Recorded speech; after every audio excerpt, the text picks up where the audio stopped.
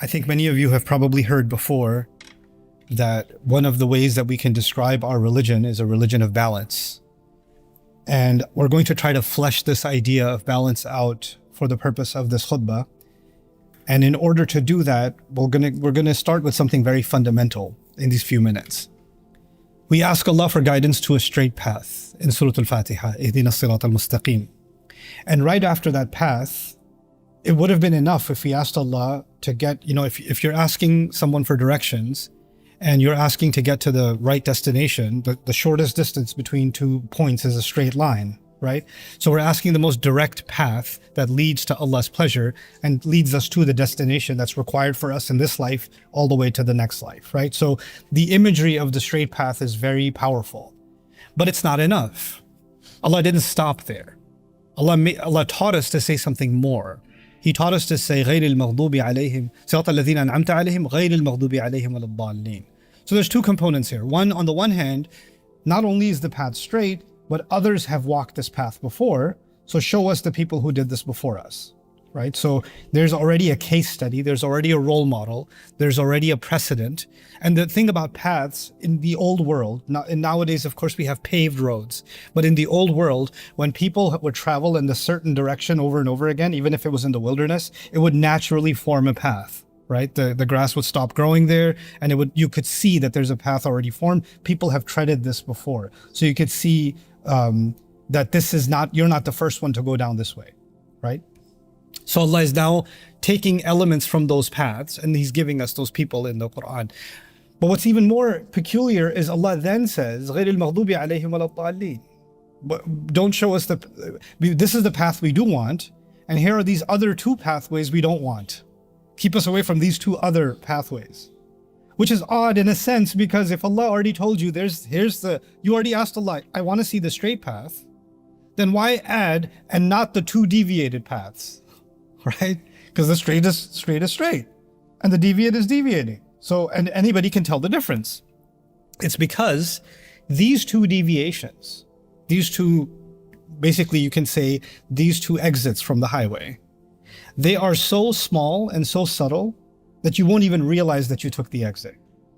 You won't even realize it. So you're asking Allah, Ya Allah, I want to be very vigilant and very careful and cautious not to end up on the wrong road, even though my intention was already to be on the right road. I don't want to end up on the road of al-maghdub alayhim.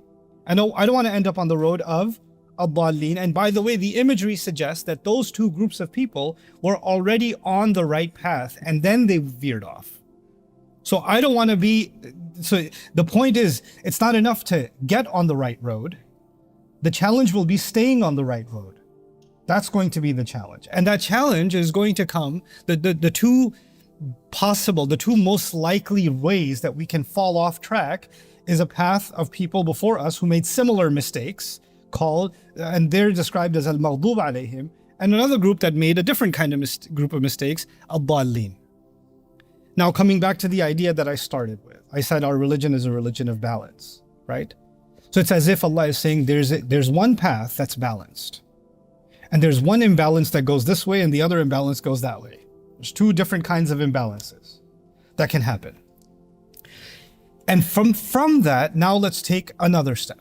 Of course, Allah has described people before us and what their imbalances were. Al-Maghdubi alayhim have been talked about in great detail. Al-Dallin have been talked about in great detail. And the simplest way for the purposes of a khutbah, because a khutbah is not a long education, it's a few minutes.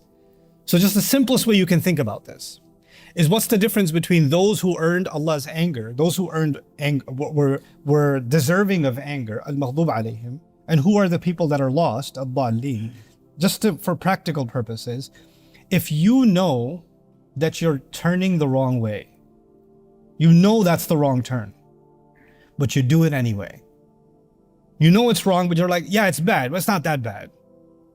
Even if I took a turn, it's not like I'm on a different road, it's just a slight exit. It's not that big of a deal. So you do the wrong thing, and then you minimize the fact that so what? It's not that bad, right? So it's not just a mistake, it's a knowing mistake. And it's a minimizing of the mistake. These are people that don't have an excuse when they get caught. Why'd you take the exit? I'm sorry, I didn't mean to. Yes, you did. You meant to, and you told yourself it's not so bad. There are people before us who said, even if we do wrong, even if we end up in the fire, لَن تَمَسَّنَا النَّارُ إِلَّا أَيَّامًا مَعْدُودَاتٍ. The fire won't touch us except for a few days. It's okay. Even if it's haram, it's not that haram. It's like a weekend of punishment in hell, and after that we'll be back in Jannah again. No big deal. So they minimized going off the path. They made it okay. They made it okay to do that. That's al-maghdub alayhim. That's one mentality. Another mentality is they didn't intend to go on the wrong path, actually. They just got lost. They just got lost. How do you get lost? When you don't have proper directions. That's how you get lost, right? And so those people, they are not the same as the first group. The first group is doing something more deliberately. The second group is just confused. You're asking Allah to also make sure that you're not confused. You're well educated. You're well informed of what the path is. So you're not just going in blind and you end up wherever you end up and you're like, I didn't know any better. The people who say, I didn't know any better are very close to ad-dallin because, well, why didn't you try to educate yourself? Why didn't you learn more before you embarked on this journey? Why didn't you realize that this path isn't just on default? Once you get on it, you're just going to do the right thing no matter what. No. Once you get on it, you better follow directions in case you don't end up in the wrong place, which means you have to keep close eye on the instructions. So if you want to really simplify that, one group does wrong after having knowledge, and the other group does wrong without pursuing knowledge, right? And both of them are wrong, which means the people in the middle have to take the quest for learning. They have to learn what the right path is serious. They have to take that learning seriously because they're not off the hook for not learning. But after they learn, they can't be aloof and say, I learned it, but I still don't take it seriously. They can't go that way either. They have to find their way in the middle. And it's a very oversimplified way of me trying to explain to you this approach to balance in our religion. This approach applies across the board. But in the rest of this time of the khutbah, I want to take you somewhere else.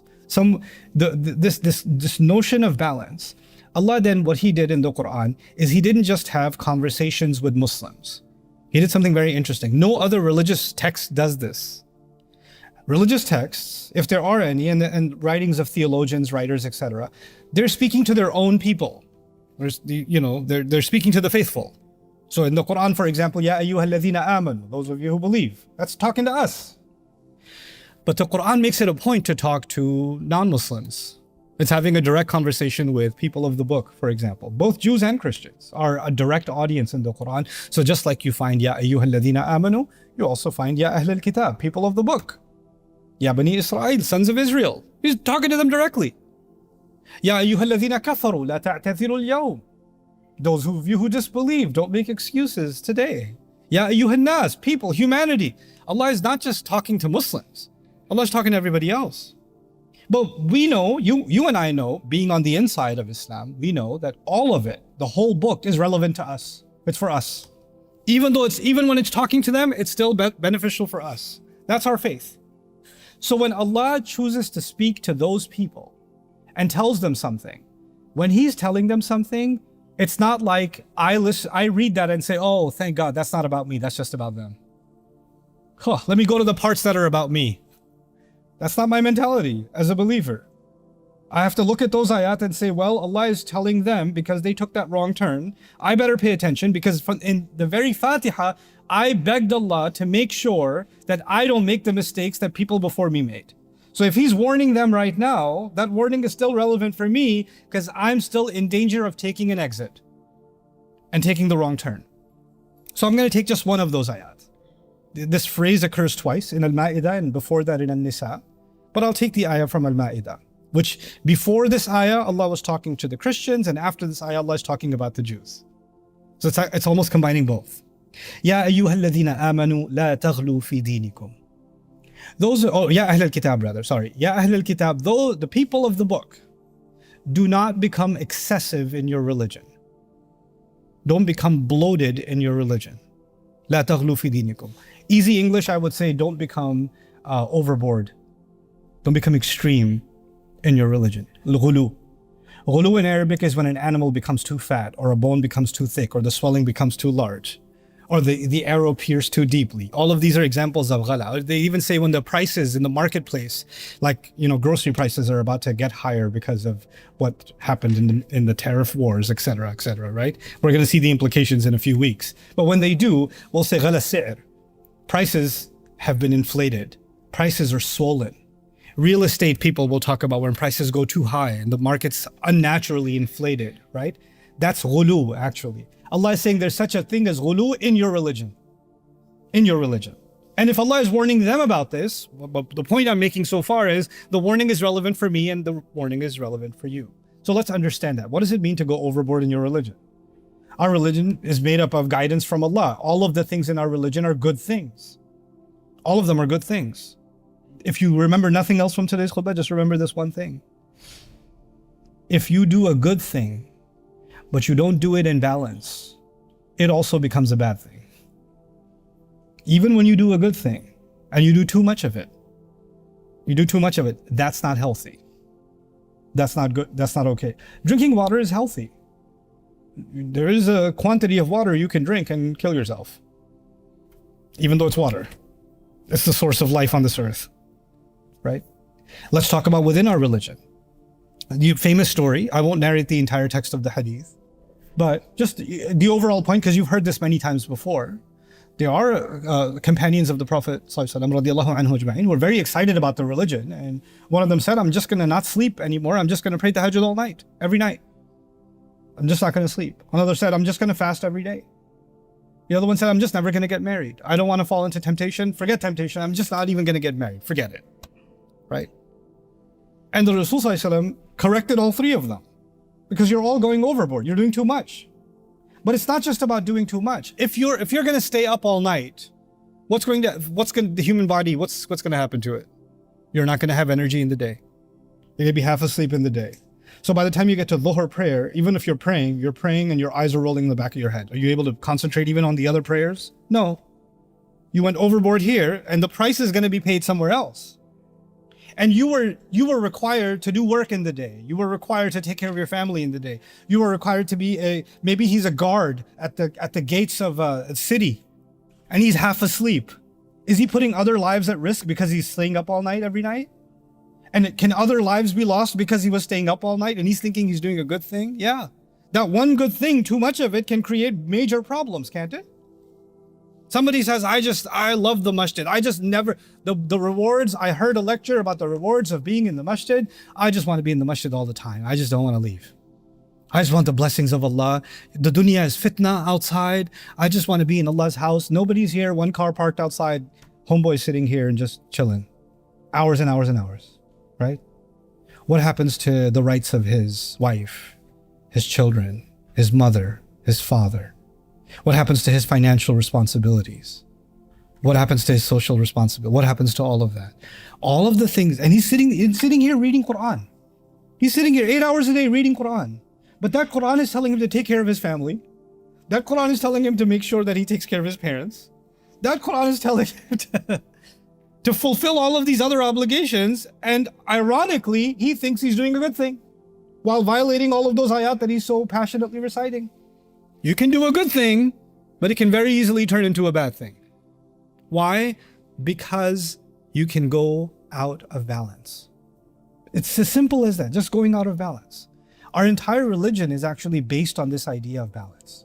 What happens often is that a person, sin happens. Human beings make mistakes. So you made a mistake. Let's just say you one time got very angry at your child and you raised your voice. Now there's a guilt in you. I can't believe I was so harsh to my kid. I can't believe I did that. I'm never going to raise my voice at my child again. I'm never going to be that kind of dad again, etc., etc., etc., right? Now you decide to become like the most pacifist father that ever existed. Is that healthy for your child? Does your child still need boundaries? Does your child still need some discipline? Does your child sometimes you need to take a stern tone and correct your child, etc. But you're reacting to one mistake and you're overcorrecting. You're overcorrecting and you created another extreme. And that extreme is not benefiting your child. That extreme is destroying your child. It's actually destroying your child. This is the teaching that goes across the board in everything. even not just at the level of individuals. In this the part of the world where I come from, in South Asia, for example, in India, Pakistan, Bangladesh, etc., we are taught religion most of the time. Unfortunately, we're taught the religion through an extreme. So, for example, there will be a lot of emphasis on the rights of elders and the rights of parents and the rights of somebody, or the respect for scholars, for example. All of these are good things. I should respect scholars. I should respect my parents. My elders have rights, etc., etc., etc. But when you only emphasize that and emphasize it and emphasize it and emphasize it, and it gets inflated and bloated, it becomes ghulu. And now what happens? Now there are other people who have rights, and now it becomes okay to take away their rights because your mother told you to take them away, or your father told you to take them away, or your father decides something unfair or unjust, and you can't raise your voice about it. You can't say anything about it because, hey, respect your father, respect your mother. The same Quran that says stand up for justice, even if it's against both your parents. You know, وَلَوْ عَلَىٰ أَنفُسِكُمْ أَوِ الْوَالِدَيْنِ وَالْأَقْرَبِينَ. That's also Quran. The same Quran that says be the best to your parents says stand up for justice, even if you have to stand up against yourself and against both of your parents, because the Quran is constantly teaching balance. But what happens in a culture where you'll highlight one thing and you ignore the other? You create an imbalance, and people think this is Islam. People start thinking this is Islam. This is the same kind of extreme that will happen. Respect for ulama, respect for scholars is a cornerstone of our civilization. We have to have respect for scholars. But does respect for scholars means you can't ask them a question and you can't say, hey, you said something, but that's not making sense. Or you said something, I'm not sure how that adds up. Can you explain yourself? Or there seems to be a contradiction between what you said here and what you said here. Can you reconcile that? Could it be that you made a mistake? And he says, you have no respect for the ulama. Do you know where I graduated from? Do you know who my father was? Do you know the history of my heritage and the ijazat I got? You're going to question me? That kind of mentality would have worked maybe in the Catholic Church at some point when you're going to question the Pope. That could have worked. That could have worked in some other religious tradition where you don't question the religious clergy. But in this religion, we started the Surah Al-Baqarah with Allah making a verdict that He's going to put humans on the earth, and the angels asked a question, how could you do that? He's going to cause corruption in the world. Even Allah gave the right to the angels to ask questions when they didn't understand something. And they're not questioning a scholar, they're questioning who? Allah Himself. Our religion began with the right to ask questions, and Allah didn't say, how dare you ask a question? Allah said, إِنِّي أَعْلَمُ مَا لَا تَعْلَمُونَ. But it can become an extreme, can't it? And once that becomes an extreme, once any extreme forms, it becomes like a cancer. It has larger consequences on the society. It starts having multiple reactions, not just limited to one area, in all other areas. So this teaching of balance is actually something not only the Muslims need, it's actually what all of humanity needs. It's all of humanity. And it always begins with a good idea. Like I said, rights of parents is a good idea. We're living in times of great extremism, even in government, where you'll take an idea like national security, a good idea, a powerful, legitimate idea. Every nation on earth should be concerned with national security. But when you go excessive, that same good term, you can commit unspoken kinds of immoral, illegal, inhumane activities in the name of what? National security, right? Because you went into an extreme. In our judgments, the word deen, the last thing I'll share with you today, is the word deen isn't just for religion. The word deen in Arabic, like the phrasing in Arabic, كَمَا تَدِينُ تُدَانُ, the way you deal with people, that is how you shall be dealt with. Deen is actually an all-encompassing term for how you deal with people, how you make judgments. You know, like a famous hadith, you marry a woman for her deen, doesn't just mean does she wear hijab or not. It actually means how does she deal with elders, how does she deal with conflict, how does she deal with, her peers, how does she deal with other women, how does she deal with in-laws, what are her dealings like? That's actually deen too, right?